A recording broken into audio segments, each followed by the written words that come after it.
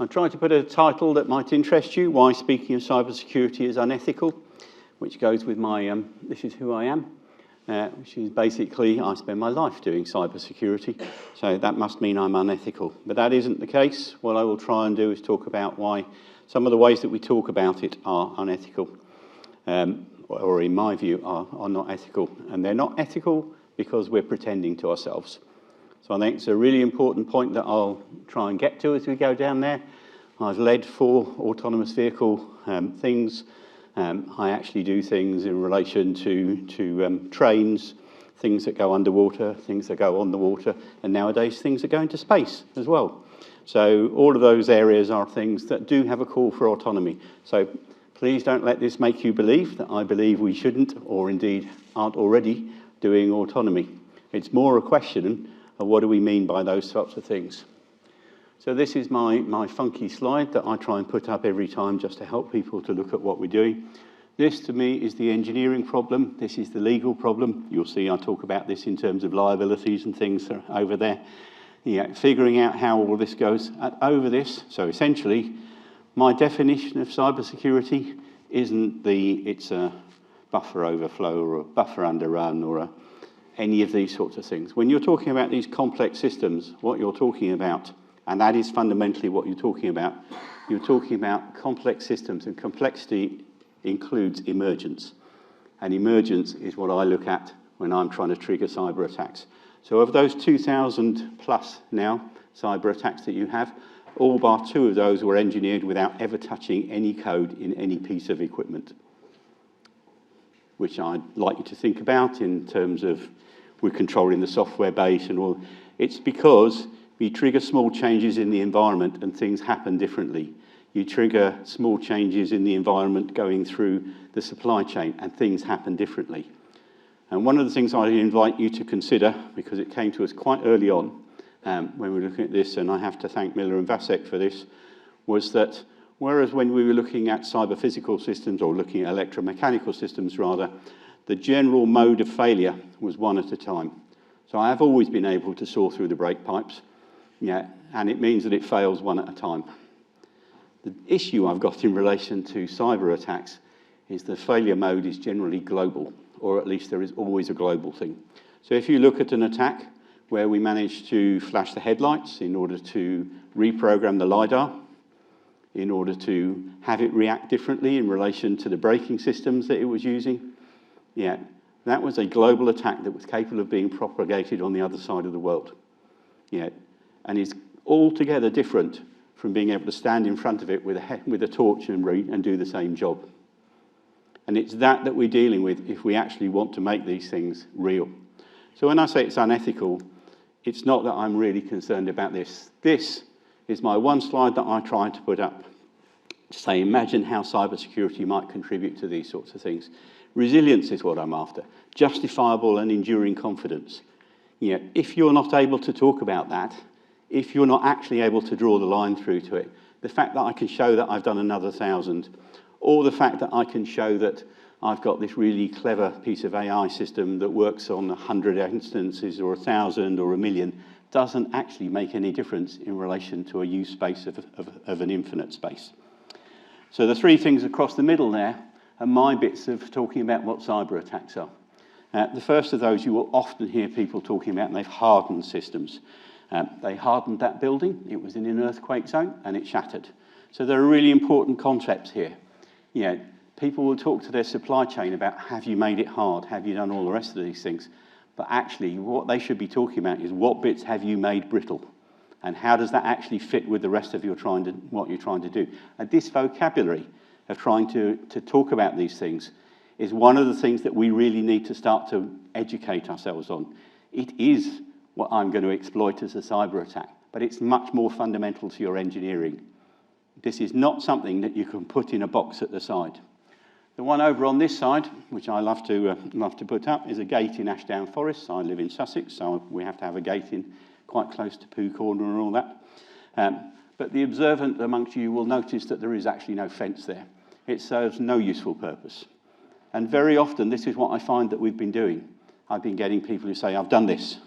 And it's great. And as an engineer, I agree, you've done this. Did it make any difference to my ability to attack you? Not a bit. And that, I think, is the thing that we've got to start looking at, is outcomes that we're after, not inputs. It's not good enough to keep saying, I've done this, or I've done that, or I've spent this amount on this, or I've spent that amount on that. And if you want to see how that is important, if you look at the stats relating to recalls, over the last few years, the biggest single reason in the US and the UK for automotive recalls is complexity, rising at around 6% per annum compound. Now, when I was at school, I was taught that that's an exponential curve. So I'm pretty sure we can draw the point at which it will not be possible to keep recalling vehicles. And onto that, we want to layer autonomy and things of that nature. So this isn't just a matter of, I can do this, I can fit this and solve this, this particular problem. The one in the middle there, for which I thank my colleagues from Imperial College, is an attack against a sensor, a machine learning aspect of a sensor.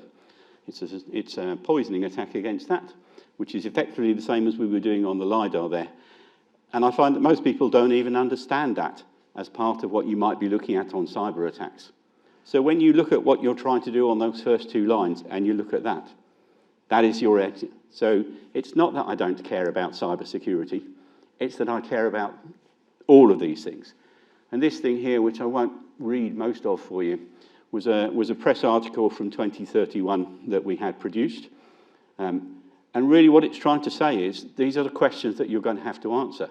It's not, did I do this, or did I do that, or did I do the other? It's, have I fundamentally got the evidence base to be able to show that my stuff is safe? Yeah, and at the moment, we're only addressing a fraction of the things that we need to, and almost none of the things on which I do a cyber attack. And yet we're going, oh, I've spent this amount, because we've got UNECE now. So we've done all of these things, we've planned that it's going to do this. To me, and I have other slides that go with this that suggest that that is fraudulent misrepresentation. I've learnt to use the legal terms. Yeah, because you absolutely knew that couldn't work. You've put it in a box, you said I'm going to do this amount of stuff, and you absolutely know it can't work. You know you can't handle 250,000 incidents over the next years. You know you can't do this. That is unethical.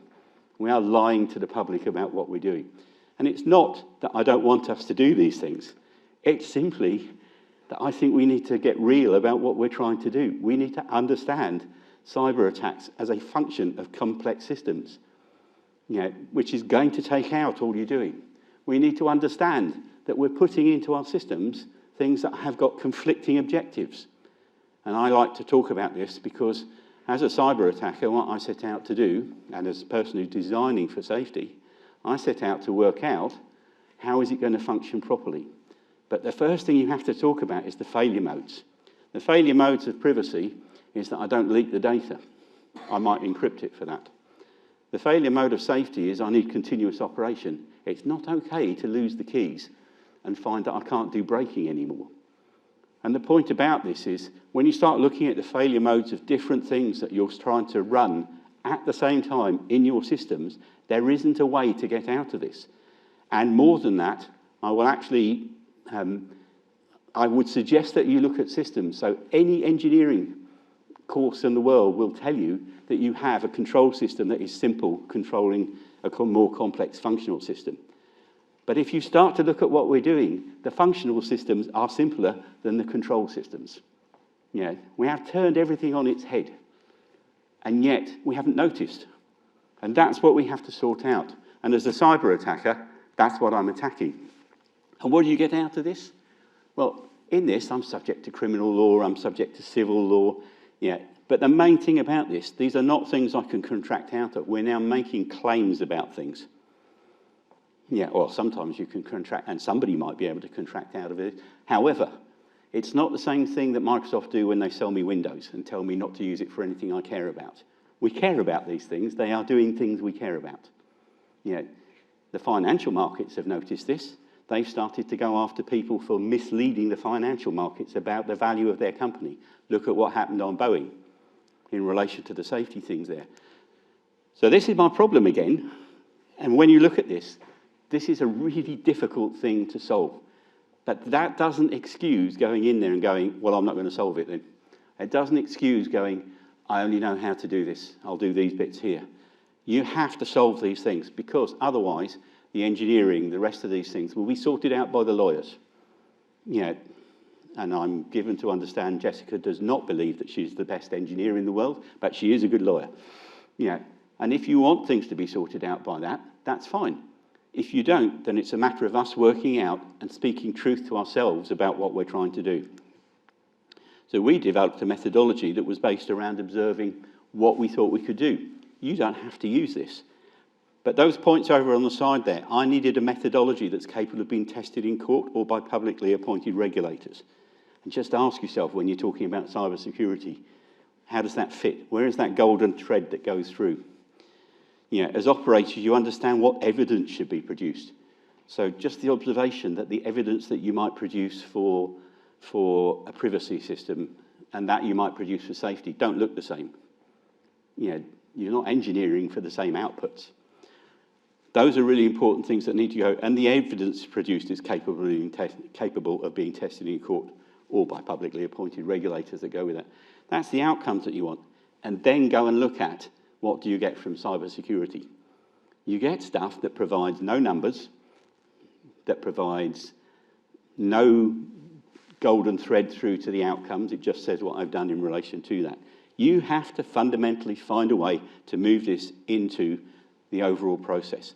And you have to move to doing that real time.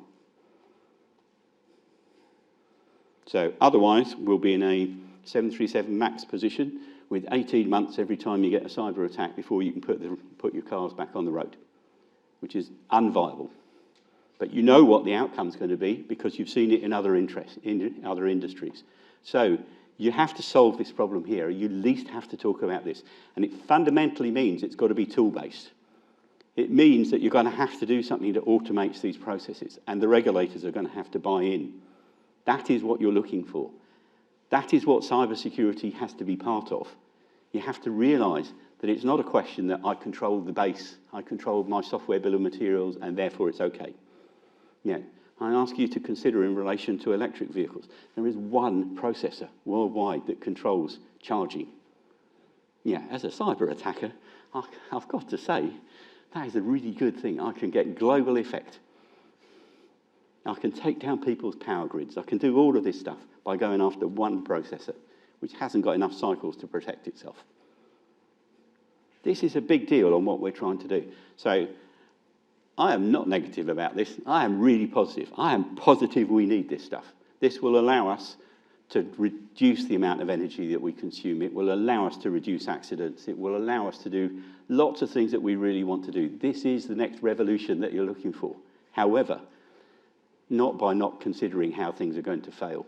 We will get ourselves into such a dangerous position by doing that. So this is what I concluded. Cybersecurity must be part of the transformation of engineering and policy that will be essential to real-time through-the-life resilience. But putting cyber in a box and pretending that it's addressing it, that it is addressed, is unethical. To me, that is completely out of court. And I invite you to consider that sooner or later, somebody's going to come after you if you say that. And that, I believe, was the end of my talk. So.